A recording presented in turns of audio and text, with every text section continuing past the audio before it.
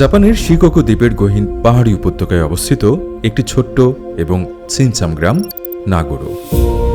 শরতের কোনো এক পড়ন্ত বিকেলে আপনি যদি এই গ্রামের রাস্তা দিয়ে হাঁটেন, আপনার মনে হবে যেন আপনি স্টুডিও জিবলির কোনো জাদুঘর অ্যানিমেশন মুভির সেটে চলে এসেছেন।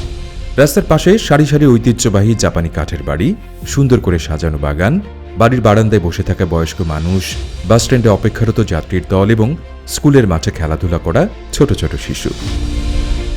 কিন্তু আপনি যদি একটু ভালো করে লক্ষ্য করেন, তবে আপনার শির দাঁড়াবে এক হিমশীতল আতঙ্কের স্রোত নেমে যাবে। কারণ ওই বাড়ির বারান্দায় বসে থাকা বয়স্ক মানুষটি, বাস স্ট্যান্ডের যাত্রী বা স্কুলের মাঠে খেলা করা শিশু, এদের কেউই রক্ত মাংসের মানুষ নয়। এরা সবাই হলো মানুষের আকৃতির বিশাল সব কাপড় এবং তুলো দিয়ে তৈরি পুতুল। এই গ্রামে বর্তমানে জীবিত মানুষের সংখ্যা মাত্র 20 থেকে 25 জন, আর তাদের একাকিত্ব ঘোচানোর জন্য পুরো গ্রাম জুড়ে সাজিয়ে রাখা হয়েছে 350-রও বেশি পুতুল। প্রশ্ন হচ্ছে, গ্রামের আসল মানুষগুলো তাহলে কোথায় গেল?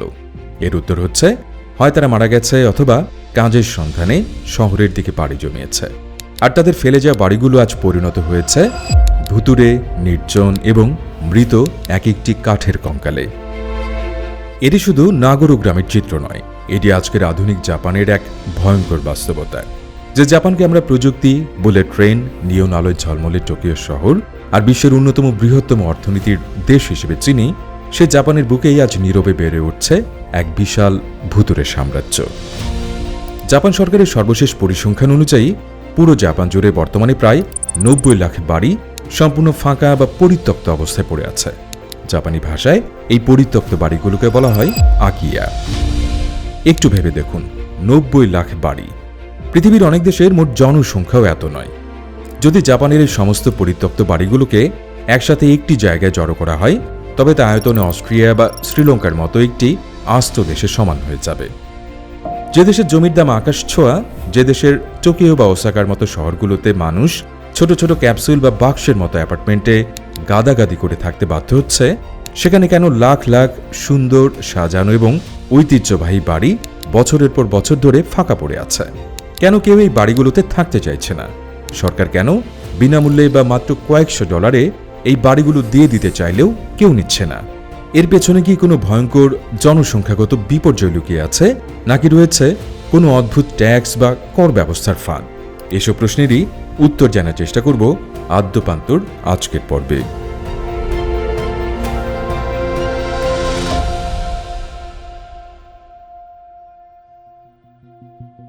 আকিয়া একটি জাপানি শব্দ, যার আক্ষরিক অর্থ হল খালি বাড়ি। তবে আধুনিক জাপানে আকিয়া বলতে এমন বাড়িগুলোকে বোঝায় যেগুলো দীর্ঘকাল ধরে সম্পূর্ণ পরিত্যক্ত, যেখানে কেউ থাকে না এবং যেগুলোর কোনো রক্ষণাবেক্ষণ করা হয় না। জাপানের অভ্যন্তরীণ বিষয়ক এবং যোগাযোগ মন্ত্রণালয়ের 2023-24 সালের আবাসন জরিপ অনুযায়ী জাপানের মোট বাড়ি প্রায় 14%, অর্থাৎ প্রতি 7টি বাড়ির মধ্যে একটি বাড়ি বর্তমানে আকিয়া। আরও ভয়ঙ্কর ব্যাপার হল, নোমুরা রিসার্চ ইনস্টিটিউটের পূর্বাভাস অনুযায়ী যদি এই ধারা অব্যাহত থাকে, তবে 2038 সালের মধ্যে জাপানের প্রায় 30 থেকে 31% বাড়ি, অর্থাৎ প্রতি 3টি বাড়ির মধ্যে একটি পরিত্যক্ত আকিয়াতে পরিণত হবে। এই আকিয়াগুলো শুধু যে অনেক দূরের দুর্গম পাহাড়ি গ্রামে অবস্থিত তা কিন্তু নয়। টোকিও, কিয়োটো বা ওসাকার মতো মেগাসিটিগুলোর উপকণ্ঠে বা শহরতলিগুলোতেও হাজার হাজার আকিয়া ছড়িয়ে ছিটিয়ে আছে। একটি বাড়ি যখন আকিয়াতে পরিণত হয়, তখন তা কেবল একটি খালি বাড়ি থাকে না, এটি পুরো এলাকার জন্য এক ভয়ঙ্কর সমস্যা হয়ে দাঁড়ায়। জাপানের আবহাওয়া অত্যন্ত আর্দ্র এবং সেখানে প্রচুর বৃষ্টিপাত ও টাইফুন হয়। একটি কাঠের বাড়িতে যদি মানুষ না থাকে, দরজা জানলা না খোলা হয়, তবে কয়েক মাসের মধ্যে সেখানে উইপোকা, ছত্রাক এবং আগাছা বাসা বাঁধে। বাড়িটির কাঠামো পচে যেতে শুরু করে। ঝড় বা টাইফুনের সময় এই পুরনো বাড়ির ছাদের টাইলস বা ছাদ উড়ে গিয়ে প্রতিবেশীদের আঘাত করতে পারে। পরিত্যক্ত বাড়িগুলোতে বন্য শূকর, বানর এবং সাপের উপদ্রব বাড়ে। সবচেয়ে বড় ভয় হল অগ্নিকাণ্ডের। একটি পরিত্যক্ত কাছে বাড়িতে আগুন লাগলে তা মুহূর্তের মধ্যে পুরো পাড়াকে জ্বালিয়ে ছাই করে দিতে পারে। ফলে একটি পাড়ায় যখন একটি বা দুটি আকিয়া তৈরি হয়, তখন আতঙ্কে এবং পরিবেশ নষ্ট হওয়ার কারণে আশপাশের মানুষও এলাকা ছাড়তে শুরু করে, যা এক চেইন রিয়াকশন বা নীরব মহামারীর মতো পুরো একটি শহরকে ভুতুড়ে শহরে পরিণত করে। এখন প্রশ্ন হচ্ছে, কেন এত বিশাল সংখ্যক বাড়ি পরিত্যক্ত হচ্ছে? এর প্রথম এবং প্রধান কারণটি লুকিয়ে আছে জাপানের জনমিতি বা ডেমোগ্রাফিক খাতের মধ্যে।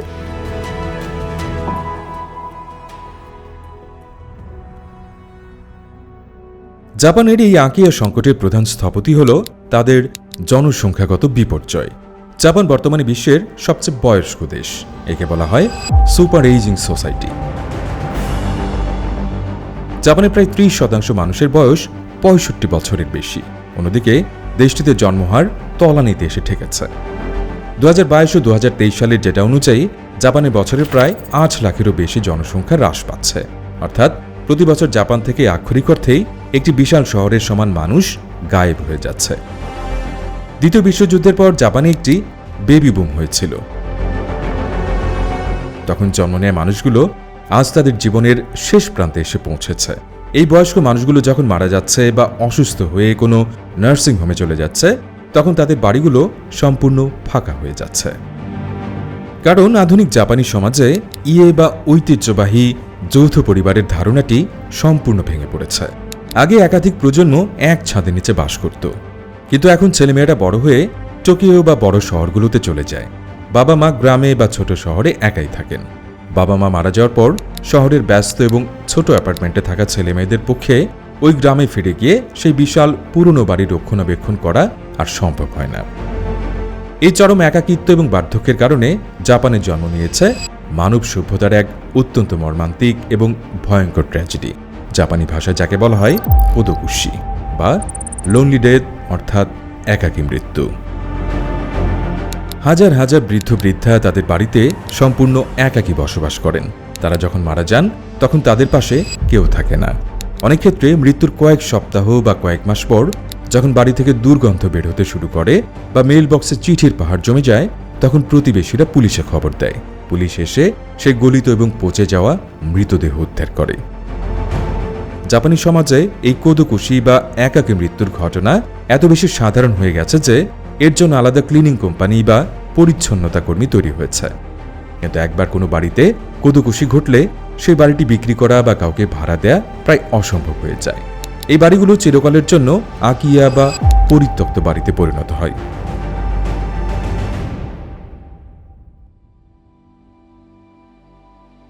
শুধু জনসংখ্যা হ্রাসই নয়, আকিয়া সমস্যার পেছনে জাপানের অর্থনৈতিক ইতিহাস এবং সংস্কৃতিরও একটি বিশাল ভূমিকা রয়েছে। 1950 থেকে 1980 দশক পর্যন্ত জাপান এক অভাবনীয় অর্থনৈতিক উন্নয়ন বা ইকোনমিক মিরাকলের ভেতর দিয়ে গিয়েছিল। দেশটিতে শিল্পায়ন চরমে পৌঁছায়। তরুণ প্রজন্ম কৃষিকাজ এবং গ্রামের শান্ত জীবন ছেড়ে টোকিও, ওসাকা, নাগোয়ার মতো শিল্প শহরগুলোতে স্রোতের মতো পাড়ি জমায়। ফলে জাপানের গ্রামীণ অঞ্চলগুলো জনশূন্য হয়ে পড়তে শুরু করে। 1980 দশকের শেষের দিকে জাপানের রিয়েল এস্টেট বা আবাসন খাতে এক বিশাল বাবল তৈরি হয়। শহরগুলোতে জমির দাম এত বেশি বেড়ে গিয়েছিল যে বলা হতো টোকিওর ইম্পেরিয়াল প্যালেসের ভেতরে যে পরিমাণ জমি আছে তার দাম পুরো আমেরিকার ক্যালিফোর্নিয়া স্টেটের সমস্ত জমির দামের চেয়েও বেশি। এই আকাশছোঁয়া দামের কারণে সাধারণ চাকুরিজীবীরা টোকিওর ভেতরে বাড়ি কিনতে পারত না। তারা টোকিও থেকে 1 বা 1.5 ঘন্টা দূরত্বের সাবারবান বা উপশহরগুলোতে জমি কিনে বাড়ি বানাতে শুরু করে। কিন্তু 1991 সালে জাপানের রিয়েল এস্টেট মার্কেট সম্পূর্ণ ধসে পড়ে। শুরু হয় জাপানের লস্ট ডিকেডস বা হারিয়ে যাওয়া দশকগুলোর। আজকের দিনে সেই 80 দশকে বাড়ি বানানো মানুষগুলোর সন্তানরা বড় হয়েছে, কিন্তু তারা তাদের বাবা মায়ের সেই সাবারবান এলাকার বাড়িতে থাকতে চায় না। কারণ এখন টোকিওর ভেতরেই আগের চেয়ে কম দামে ছোট অ্যাপার্টমেন্ট বা ম্যানশন পাওয়া যায়। তরুণ প্রজন্ম প্রতিদিন 2-3 ঘন্টা কমিউট বা ট্রেনে যাতায়াত করতে রাজি নয়। তারা শহরের কেন্দ্রস্থলে সুযোগ সুবিধার খুব কাছাকাছি থাকতে চায়। ফলে শহরতলির সেই বিশাল বাড়িগুলো আকিয়াতে পরিণত হচ্ছে। এর পাশাপাশি রয়েছে জাপানিদের এক অদ্ভুত রিয়েল এস্টেট ধারণা, স্ক্র্যাপ অ্যান্ড বিল্ড সংস্কৃতি। পাশ্চাত্য বা আমাদের দেশের অর্থনীতিতে একটি বাড়ি যত পুরনো হয়, অনেক সময় তার অ্যান্টিক ভ্যালু বা জমির কারণে তার দাম বাড়ে। একটি বাড়ি মানে একটি দীর্ঘমেয়াদী বিনিয়োগ। কিন্তু জাপানে একটি বাড়ির দাম গাড়ির দামের মতো হিসেব করা হয়। জাপানে একটি নতুন বাড়ি তৈরি করার পর মাত্র 20 থেকে 30 বছরের মধ্যে সেই বাড়ির আর্থিক মূল্য শূন্য হয়ে যায়। জাপানিরা পুরনো বাড়িতে থাকতে চরম অপছন্দ করে। জাপানের হাউজিং মার্কেটের প্রায় 80 থেকে 85% হল একেবারে নতুন তৈরি করা বাড়ি। এর পেছনে একটি বড় কারণ হল ভূমিকম্প। জাপান বিশ্বের সবচেয়ে বেশি ভূমিকম্প প্রবণ দেশ। 1981 সালে এবং 2000 সালে জাপানের বিল্ডিং কোড বা ভূমিকম্প প্রতিরোধী আইনে আনা হয় বিশাল পরিবর্তন। 1981 সালের আগের নিয়মকে বলা হয় কিউতাইশিন এবং পরের নিয়মকে বলা হয় শিনতাইশিন। জাপানিরা জানে যে পুরনো কাঠামোর বাড়িগুলো বড় ভূমিকম্পে ধসে পড়ার ঝুঁকিতে আছে। তাই তারা পুরনো বাড়ি কেনার চেয়ে সেটি ভেঙে সম্পূর্ণ নতুন প্রযুক্তির ভূমিকম্প প্রতিরোধী বাড়ি বানানোই বেশি পছন্দ করে। এই কারণে যখন কেউ একটি পুরনো বাড়ির মালিকানা পায়, সে সেটি মেরামত করার কোনো আর্থিক বা যৌক্তিক কারণ খুঁজে পায় না।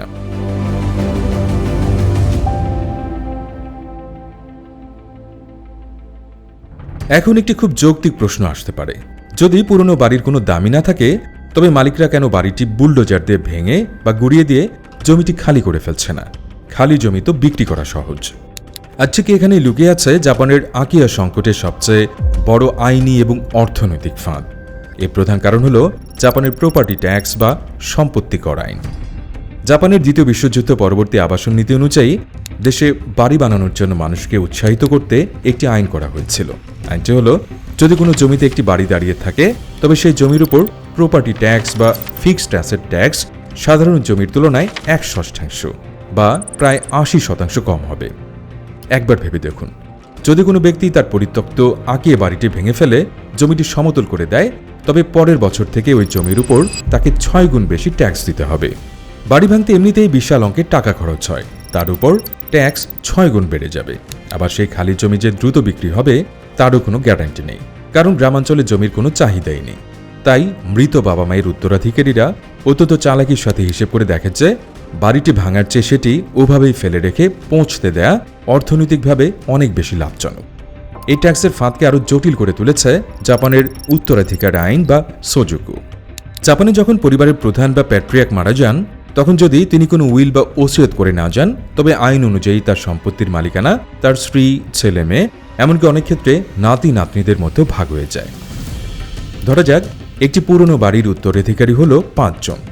এই বাড়িটি নিয়ে কি করা হবে, বিক্রি করা, ভাঙা বা সংস্কার করা, তার সিদ্ধান্ত নেওয়ার জন্য এই 5 জনেরই আনুষ্ঠানিক স্বাক্ষর এবং সম্মতি প্রয়োজন। কিন্তু এই 5 জন হয়তো জাপানের 5টি আলাদা শহরে বা বিদেশে বসবাস করছে, তাদের মধ্যে হয়তো কোনো যোগাযোগই নেই। আবার অনেকে এই মূল্যহীন বাড়ির ট্যাক্স এবং ঝামেলার ভাগ নিতে চায় না। তারা আইনিভাবে সম্পত্তির অধিকার ত্যাগ করতেও অনেক আমলাতান্ত্রিক জটিলতার মুখে পড়ে। সবচেয়ে ভয়ঙ্কর পরিস্থিতি তৈরি হয় যখন উত্তরাধিকারীরাও মারা যায় এবং তাদের সন্তানরা মালিকানা পায়। বর্তমানে জাপানের হাজার হাজার আকিয়ার প্রকৃত মালিককে তা সরকার বা স্থানীয় মিউনিসিপ্যালিটিও জানে না। জমির দলিলে এমন মানুষের নাম লেখা আছে যিনি হয়তো 100 বছর আগে মারা গেছেন। এই অজ্ঞাত মালিকানার জমিগুলোকে বলা হয় ওনারলেস ল্যান্ড। সরকার চাইলেও এই বাড়িগুলো জোর করে ভাঙতে বা নিলামে তুলতে পারে না, কারণ জাপানের সংবিধানে ব্যক্তিগত সম্পত্তির অধিকার অত্যন্ত কঠিন।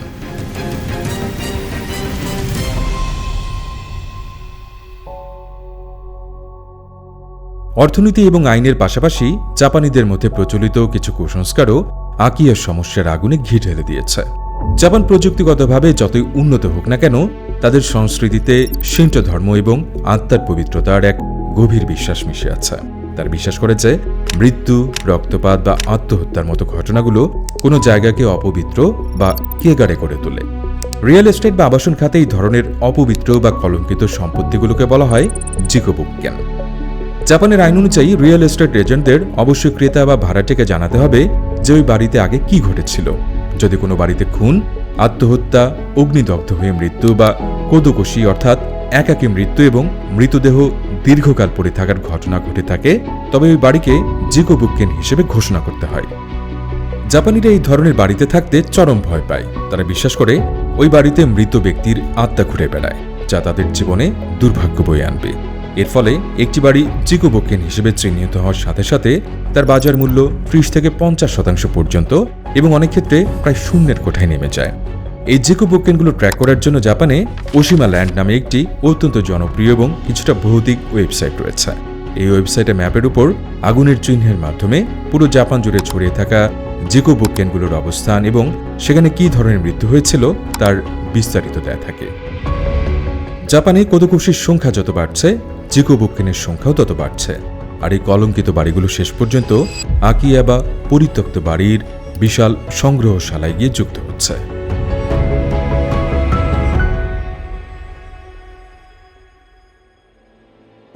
এখন প্রশ্ন হচ্ছে, এই বিশাল এবং নীরব মহামারীর সামনে দাঁড়িয়ে জাপান সরকার এবং স্থানীয় মিউনিসিপ্যালিটিগুলো কি হাত গুটিয়ে বসে আছে? একেবারেই না। তারা এই ভুতুড়ে শহরগুলোকে বাঁচানোর জন্য বিভিন্ন মরিয়া পদক্ষেপ গ্রহণ করছে। এর মধ্যে সবচেয়ে জনপ্রিয় উদ্যোগটি হল আকিয়া ব্যাংক। এটি কোনো আর্থিক ব্যাংক নয়, এটি হলো স্থানীয় মিউনিসিপ্যালিটি বা সিটি হলগুলোর দ্বারা পরিচালিত একটি অনলাইন ডেটাবেস বা ওয়েবসাইট। এখানে পরিত্যক্ত বাড়িগুলোর ছবি, দাম এবং বিস্তারিত তথ্য দেয়া থাকে। স্থানীয় সরকাররা এই আকিয়াগুলো বিক্রি করার জন্য অবিশ্বাস্য সব অফার দিচ্ছে। অনেক বাড়ি বিক্রি হচ্ছে মাত্র $500 বা $1000। আবার কিছু শহর যেমন টোকিওর কাছের ওকুত্তামায় শর্ত সাপেক্ষে আকিয়াগুলো একেবারে বিনামূল্যে দিয়ে দিচ্ছে। শর্তগুলো সাধারণত এমন হয়, ক্রেতাকে অবশ্যই 40 বছরের কম বয়সী হতে হবে, তাদের সন্তান থাকতে হবে এবং তাদের ওই বাড়িতে অন্তত 10 বা 15 বছর স্থায়ীভাবে বসবাস করতে হবে। অনেক স্থানীয় সরকার বাড়ির সংস্কার বা রিনোভেশনের জন্য বিপুল অঙ্কের আর্থিক অনুদান বা সাবসিডি প্রদান করছে। তাদের মূল লক্ষ্য বাড়ি বিক্রি করে টাকা কামানো নয়, বরং তরুণ পরিবারগুলোকে গ্রামে ফিরিয়ে এনে স্কুল, বাজার এবং স্থানীয় অর্থনীতিকে বাঁচিয়ে রাখা। সাম্প্রতিক সময়ে এই আকিয়াগুলোর দিকে সবচেয়ে বেশি নজর পড়েছে বিদেশিদের। ইউটিউব এবং সোশ্যাল মিডিয়ার কল্যাণে পশ্চিমা বিশ্ব, বিশেষ করে আমেরিকা, ইউরোপ বা অস্ট্রেলিয়ার অনেকেই দেখছেন যে জাপানের মতো একটি সুন্দর এবং নিরাপদ দেশে মাত্র $10,000 একটি আস্ত বাড়ি কেনা সম্ভব, যেখানে আমেরিকায় একটি গ্যারেজ কিনতেও $1,00,000 লাগে। সেখানে জাপানে একটি ঐতিহ্যবাহী কমিনকা অর্থাৎ 100 বছরের পুরনো কাঠের বাড়ি পাওয়া যাচ্ছে পানির দামে। ফলে অনেক বিদেশি ডিজিটাল নোম্যাড, শিল্পী এবং ইউটিউবার জাপানে গিয়ে আকিয়া কিনে সেগুলো নিজেদের হাতে সংস্কার করছেন। এটি রিয়েল এস্টেটের দুনিয়ায় এক নতুন ট্রেন্ড বা উন্মাদনার জন্ম দিয়েছে। কিন্তু বাস্তবতা কি এতটাই রোমান্টিক? মোটেও না। একটি আকিয়া কেনা হয়তো সস্তা, কিন্তু একে বসবাসযোগ্য করে তোলা মুখের কথা নয়। প্রথমত, এই বাড়িগুলো এমন দুর্গম এলাকায় অবস্থিত, সেখানে গাড়ি ছাড়া চলা অসম্ভব। কাছাকাছি কোনো বড় হাসপাতাল নেই এবং স্থানীয়রা শুধু জাপানি ভাষায় কথা বলে। দ্বিতীয়ত, রিনোভেশন বা সংস্কারের খরচ। $5,000 বাড়ি কিনলেও উইপোকা খাওয়া কাঠ পাল্টানো, ভূমিকম্প প্রতিরোধী ব্যবস্থা করা, নতুন প্লাম্বিং এবং মডার্ন টয়লেট বসাতে গিয়ে দেখা যায় সংস্কারের খরচ $50,000 থেকে $1,00,000 ছাড়িয়ে গেছে। তৃতীয়ত, বিদেশিদের জন্য জাপানে বাড়ি কেনা সম্ভব হলেও শুধু বাড়ি কিনলেই জাপান সরকার দীর্ঘমেয়াদী ভিসা বা নাগরিকত্ব দেয় না। তাই ভিসা ছাড়া সেই বাড়িতে বছরের পর বছর থাকা সম্ভব নয়। তা সত্ত্বেও এই আকিয়া ব্যাংকগুলো কিছু কিছু মৃতপ্রায় গ্রামে নতুন করে প্রাণের সঞ্চার করছে। এদিকে জাপান সরকার আইনি দিক থেকেও কঠোর হচ্ছে। 2015 সালে জাপান সরকার vacant houses special measures act নামে একটি আইন পাশ করে। এই আইন অনুযায়ী যদি কোনো আকিয়া চরম বিপজ্জনক অবস্থায় পৌঁছায়, তবে স্থানীয় সরকার সেই বাড়িটিকে স্পেসিফাইড ভ্যাকেন্ট হাউস হিসেবে ঘোষণা করতে পারে। এর ফলে ওই মালিকের ট্যাক্স ছাড়ের সুবিধা বাতিল হয়ে যায় এবং তাকে জরিমানার মুখে পড়তে হয়। এমনকি সরকার চাইলে জোরপূর্বক বাড়িটি ভেঙে ফেলারও অধিকার রাখে।